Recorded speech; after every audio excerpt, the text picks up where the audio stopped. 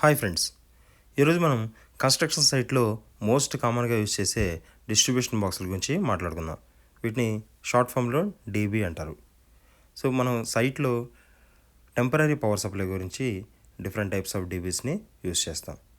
వాటి పర్పస్ ఏంటి, వాటిలో ఉండే సాకెట్స్ టైప్స్ ఏంటి, వాటిని మనం ఎలా ఐడెంటిఫై చేయొచ్చు, వాటిని ఎలా కంట్రోల్ చేయొచ్చు అనేది ఈ వీడియోలో చెప్పుకుందాం. లాస్ట్ పిక్చర్లో మనం చూసింది ఐరన్ కేస్ డీబీ, దాని గురించి కూడా మాట్లాడుకుందాం. ఇప్పుడు ఇక్కడ మనం వేరే టైప్ ఆఫ్ డీబీని చూద్దాం. అసలు డీబీ యొక్క యూజ్ ఏంటి? డీబీ యొక్క యూజ్ ఏంటంటే కన్స్ట్రక్షన్ సైట్లో మనకి చాలా టెంపరీ పవర్ సప్లైస్ అవసరం పడతాయి. Like grinding machine, drill machine, breakers, welding machine, single phase welding machines, 3 phase welding machines. So ఇలాంటి ఎక్విప్మెంట్ అన్నిటికీ టెంపరీ పవర్ సప్లైని అరేంజ్ చేయడం కోసం మనం ఈ డీబీస్ని యూజ్ చేస్తాం అనమాట. సో ఈ డీబీ చూస్తే ఇది పీవీసీ కేసింగ్తో ఉంది. పీవీసీ కేసింగ్ వల్ల మనకి యూజ్ ఏంటంటే ఇది light weight plus easy to mount, అంతేకాకుండా ఎలక్ట్రికల్ షాక్ నుంచి మనల్ని కాపాడుతుంది. ఓకే, ఈ డీబీ యొక్క వైరింగ్ చూద్దాం. ఇక్కడ మీరు కింద చూస్తే ఒక బ్లాక్ కలర్ కేబుల్ వచ్చింది కదా, ఇది మెయిన్ పవర్ సప్లై కేబుల్ ఈ డీబీకి. లోపల బస్ బార్స్ అనేవి కనెక్ట్ అయి ఉంటాయి. సో దాంట్లో మనకి ఫేజ్, న్యూట్రల్, గ్రౌండింగ్ ఇవన్నీ కనెక్ట్ చేసి ఉంటాయి, L1, L2, L3 ఇవన్నీ. సో మనకి ఉన్న కింద సాకెట్స్ ఉన్నాయి కదా, సో ఈచ్ సాకెట్కి ఒక బ్రేకర్ ఇచ్చారనమాట. ఈ బ్రేకర్ చూడండి C16 అంటే 16 ఆంపియర్ బ్రేకర్, పక్కనది కూడా C16. ఇవన్నీ కూడా 16 ఆంపియర్ బ్రేకర్స్, కాకపోతే పోల్స్ డిఫరెంట్గా ఉన్నాయి చూడండి. దీనికి 3 పోల్స్ ఉన్నాయి ఈ బ్రేకర్కి. దీనికి ఓన్లీ 2 పోల్స్ మాత్రమే ఉన్నాయి. ఇది 230 వోల్ట్స్ కోసం యూజ్ చేస్తున్నాం. ఇది వచ్చేటప్పటికి 480 వోల్ట్స్ గురించి.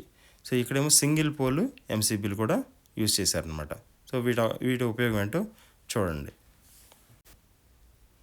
ఇక్కడ చూస్తే మనకి బ్రేకర్లు ఎక్కువ ఉన్నాయి, సాకెట్స్ మాత్రం 3 ఉన్నాయి. సో ఇక్కడ ఈ 3 బ్రేకర్లు చూడండి, ఈ 3 బ్రేకర్లకి ఈ 3 సాకెట్స్ అనమాట. బ్లూ కలర్ ఏమో సింగిల్ ఫేజ్, రెడ్ కలర్ ఏమో 3 ఫేజ్. ఓకే, ఇక్కడ 3 పోల్ బ్రేకర్ ఉంది కదా, అది ఈ 3 ఫేజ్ సాకెట్కి, మిగిలిన 2 పోల్ ఏమో ఈ బ్లూ కలర్ సాకెట్స్కి. సింగిల్ పోల్ సాకెట్స్ వచ్చేటప్పటికి అడిషనల్గా ఇక్కడ స్విచెస్ కనెక్ట్ చేశారు చూసారా, ఈ టెంపరీ పవర్ సప్లైకి లైట్స్ కానీ అక్కడ ఒక మిషన్ ఫిక్స్ చేస్తుంది, దానికోసం విడిగా ఈ సాకెట్ని ఈ లాక్ ఓపెన్ చేసి మనం ప్లగ్ని ఇన్సర్ట్ చేస్తాం అనమాట. సో ఈ సాకెట్ని కంట్రోల్ చేయడానికి పైన ఒక బ్రేకర్ ఉంది, అక్కడి నుంచి స్విచ్ ఆన్ స్విచ్ ఆఫ్ చేయొచ్చు. అదే కాకుండా ఇక్కడ ఈ సాకెట్ని ఈ పైన ఒక ఐసోలేటర్ ఇచ్చారు చూసారా, ఈ ఐసోలేటర్ నుంచి కూడా కంట్రోల్ చేయొచ్చు. అంటే కంటిన్యూస్ బ్రేకర్ ఆన్లో ఉంటుంది, ఇక్కడ ఈ ఐసోలేటర్ని నుంచి ఆన్ ఆఫ్ కూడా చేయొచ్చు అనమాట. కానీ కొన్ని డీబీస్లో ఏంటంటే సేఫ్టీ కోసం ఫస్ట్ మనం ప్లగ్ని ఇన్సర్ట్ చేయాలి, దీన్ని రన్ చేయాలనుకుంటున్నాం, ఆ తర్వాతే మనం దీన్ని ఆన్ చేయగలం అనమాట.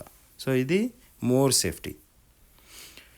ఇంకా ఇక్కడ మనం చూస్తే ఈ సాకెట్ మీద దీని డీటెయిల్స్ మెన్షన్ చేస్తున్నాయి. ఇందులో ఏం రాస్తుందంటే 16 ఆంపియర్ బ్రేకర్ ఇది సాకెట్, ఇది 200 to 250 వోల్ట్స్ వరకు ఇది బేర్ చేయగలదు. So 2 pole plus earthing symbol అని చూసారా. సో ఇక్కడ చూడండి, అంటే ఈ సాకెట్ అనేది మనకి 16 ఆంపియర్ లోడ్ ఉన్న ఎక్విప్మెంట్ మాత్రమే యూజ్ చేయగలం, ప్లస్ 3 పోల్ సింగిల్ ఫేజ్ని మాత్రమే యూజ్ చేయగలం అనమాట. సో ఇక్కడ చూస్తే అన్నిటికంటే పెద్ద సైజు ఉన్న హోల్ ఉంది చూసారా, అది ఎర్తింగ్ అనమాట. ఇది కొండ గుర్తు, అన్ని సాకెట్స్లో కూడా అన్నిటికంటే పెద్ద హోల్ ఉంది ఎర్తింగ్, దానిపైన ఉంది L1, ఆ పక్కంది సింగిల్ ఫేజ్ కాబట్టి న్యూట్రల్. ఓకే, ఇప్పుడు 3 ఫేజ్ సాకెట్ చూద్దాం. దీంట్లో కూడా ఏం రాస్తుంది 16 ఆంపియర్. సో ఇది 16, దీన్ని కనెక్ట్ చేసే ఎటువంటి ఎక్విప్మెంట్ అయినా సరే ఇది 16 ఆంపియర్ కంటే ఎక్కువ లోడ్ తీసుకోకూడదు. అలా లోడ్ తీసుకుంటే మాత్రం ఈ బ్రేకర్ ట్రిప్ అయిపోతుంది, లేదంటే ఒకసారి కేబుల్ కాలిపోయే అవకాశం కూడా ఉందన్నమాట ఒకవేళ బ్రేకర్ ఫెయిల్ అయితే. సో ఇది 16 ఆంపియర్ వరకు బేర్ చేస్తుంది, 380 నుంచి 418 వోల్ట్స్ వరకు సప్లై చేస్తుంది. దీని మీద IP67 అనేది రాస్తుంది. IP67 అనేది దీని ఇన్సులేషన్ ఎలా ఉంది అనే దాని గురించి అనమాట. సో IP67 ఇది ఒక చార్ట్ ఉంటుంది మనకి, దాంట్లో ఈ ఫస్ట్ లెటర్ 6 ఒక మీనింగ్ ఉంటుంది, నెక్స్ట్ లెటర్ 6 ఒక మీనింగ్ ఉంటుంది అనమాట. సో ఇది ఫస్ట్ లెటర్ ఏమో సాలిడ్, అంటే ఇది ఎంత స్ట్రాంగ్గా ఉంది అనే దాని గురించి, ఎంత థిక్నెస్ ఉంది అనే దాని గురించి. నెక్స్ట్ లెటర్ అనేది వాటరు ఎటువైపు నుంచి స్ప్రే చేసినా కూడా ఇది ఎంత సేఫ్ అనే దాని గురించి. మీరు ఒకసారి చార్ట్ చూస్తే అర్థమవుతుంది, దాని తర్వాత ఎక్స్ప్లెయిన్ చేస్తాను నేను. ఓకే, ఇందులో కూడా ఏం రాస్తుంది 3 పోల్ ప్లస్ ఎర్తింగ్. సో ఇక్కడ ఇందాక దాంట్లో మనకి ఓన్లీ 3 హోల్స్ ఉన్నాయి, ఇక్కడ 4 హోల్స్ ఉంటాయి, ఎందుకంటే ఇది 3 ఫేజ్ కాబట్టి 3 పోల్ అండ్ న్యూట్రల్. సో ఏం చెప్పాను, కొండ గుర్తు, పెద్ద హోలు, ఎర్తింగ్, దాని తర్వాత L1 L2 L3. ఓకే, ఇందులో న్యూట్రల్ లేదనమాట. మామూలుగా అయితే కొన్ని చోట్ల 5 పోల్ యూజ్ చేస్తారు, ఎక్కడైతే మనకి న్యూట్రల్ అవసరమో అక్కడ L1 L2 L3 ఇంకోటి న్యూట్రల్ ఉంటుందన్నమాట, ఇంకొక 5th హోల్ ఉంటుంది. ఆ టైప్ ఆఫ్ సాకెట్ను కూడా నేను చూపిస్తాను. ఇక్కడ వీళ్ళకి న్యూట్రల్ అవసరం లేదు కాబట్టి ఓన్లీ 4 హోల్స్ యూజ్ చేశారు, అందులో ఒకటి ఎర్తింగ్, 3 3 ఫేజ్ అనమాట. ఇంకా డీబీలోనే కాదు, ఎలక్ట్రికల్ సిస్టంలో మోస్ట్ ఇంపార్టెంట్ థింగ్ ఈ ఎర్తింగ్ అనమాట. ఈ గ్రీన్ ఎల్లో కనెక్టర్ చూసావా, అది ఎర్తింగ్ అనమాట.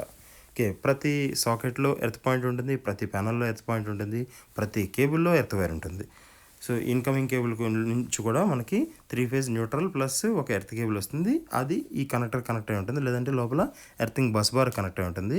ఆ బస్ బార్ నుంచి ఈ ప్రతి సాకెట్లో ఉన్న ఎర్త్ పాయింట్కి అది కనెక్ట్ అయి ఉంటుంది. ఇక్కడ చూస్తే మనం ఐరన్ కేసు డీబీ ఫిక్స్ చేసాం. ఐరన్ కేస్ డీబీ ఎందుకు ఫిక్స్ చేసామంటే, ఇది ఫిక్స్ చేసిన ప్లేస్ అనేది పైనుంచి స్టోన్స్ పడి డీబీని డ్యామేజ్ చేసే అవకాశం ఉంది కాబట్టి, సో ఇలాంటి చోట మనకి ఒక రోబస్ట్ కన్స్ట్రక్షన్, గట్టిగా ఉండే కేసింగ్ అవసరం కాబట్టి మనం ఐరన్ కేసింగ్ని యూజ్ చేసాం సైట్ కండిషన్స్ని బట్టి. ఓకే, ఇందాక పీవీసీ అయితే ఆఫీస్లో ఉంది కాబట్టి సో నో ప్రాబ్లం, అందుకోసం అక్కడ పీవీసీ నడుస్తుంది. సో ఇక్కడ చూస్తే ఇక్కడ ఐరన్ కేసింగ్ ఉంది కాబట్టి ఎర్త్ లీకేజ్ ఉంటుందని చెప్పే కదా, ఖచ్చితంగా బాడీ ఎర్తింగ్ అనేది ఇంపార్టెంట్. సో బాడీ ఎర్తింగ్ అనేది ఎలక్ట్రికల్ సిస్టంలో చాలా ఇంపార్టెంట్ విషయం. సో ఈ సాకెట్స్ మీద ఏం రాస్తుందో చూడండి. ఈ సాకెట్స్ నేను ఇందాక చూపించిన సాకెట్స్ కంప్లీట్లీ డిఫరెంట్. దీని మీద ఏం రాస్తుందంటే 3 pole plus neutral plus earthing, అంటే టోటల్ 5 హోల్స్ ఉన్నాయి. చూసారా, సెంటర్ హోల్ ఏం లేదు, అది జస్ట్ స్టెబిలిటీ కోసం, అది వదిలేసేయండి. అన్నిటికంటే పెద్ద hole earthing, L1 L2 L3 neutral. ఇందాక చెప్పినట్టుగా న్యూట్రల్ కోసం కూడా ఇక్కడ ఒక సపరేట్ హోల్ ఇచ్చారు.